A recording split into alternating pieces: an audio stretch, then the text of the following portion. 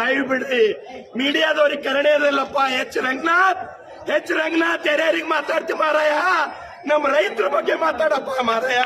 ಒಂದು ದಿವಸ ಟಿವಿ ಒಳಗೆ ಕಾರ್ಯಕ್ರಮ ನೋಡಿಲ್ಲ.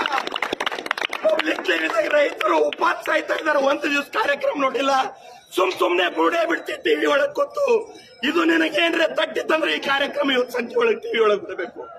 ಈ ಟಿವಿ ಒಳಗೆ ಬರ್ಲಿಲ್ಲ ಅಂದ್ರೆ ನಾವು ಪಬ್ಲಿಕ್ ಟಿವಿ ಚಾನೆಲ್ ನೋಡೋದೇ ಬಂದ್ ಮಾಡ್ತೀವಿ. ನೋಡ್ರಿ, ನಾವು ನೌಕರಸ್ಥರು ಬರೀ 1ನೇ ತಾರೀಕಿಗೆ ಸಂಬಳ ಆಗಿಲ್ಲ ಅಂದ್ರೆ ಪಡೆದಾಡ್ತಾವ್, ಪಗಾರ ಆಗಿಲ್ಲ ಅಂದ್ರೆ 30 ದಿವಸಕ್ಕೆ ಹೆಂಗ್ ಮಾಡ್ಬೇಕು, ಖರ್ಚ ನಡೆಯಲ್ಲ ಅಂತೇಳಿ ಅವ್ರಿಗೆ ಎಲ್ಲ ತಿಂಗಳಿಗೆ ಪಗಾರ ಆಗ್ತದ್ರಿ. ಬೀಜ ಬಿತ್ತಿ ಸಾಲ ಮಾಡಿ ಗೊಬ್ಬರ ಹಾಕಿ 365 ದಿವಸ ಕಾಯ್ದ ಮೇಲೆ ಬಿ ಬರ್ತದಿಲ್ಲ, ಗ್ಯಾರಂಟಿ ಇಲ್ಲ. ಅದಕ್ಕೆ ಕೈ ಜೋಡಿಸಿ ಕೇಳ್ತೀನಿ, ಇದಕ್ಕೆ ನ್ಯಾಯ ಕೊಡ್ಸ್ಬೇಕು.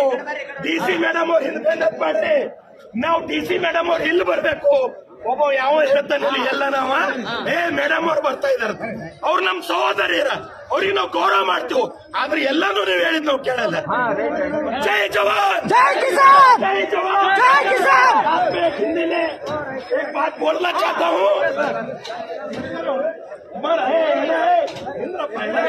मर रहा है सीमा में जवान, मर रहा है सीमा में जवान, मर रहा है खेत में किसान.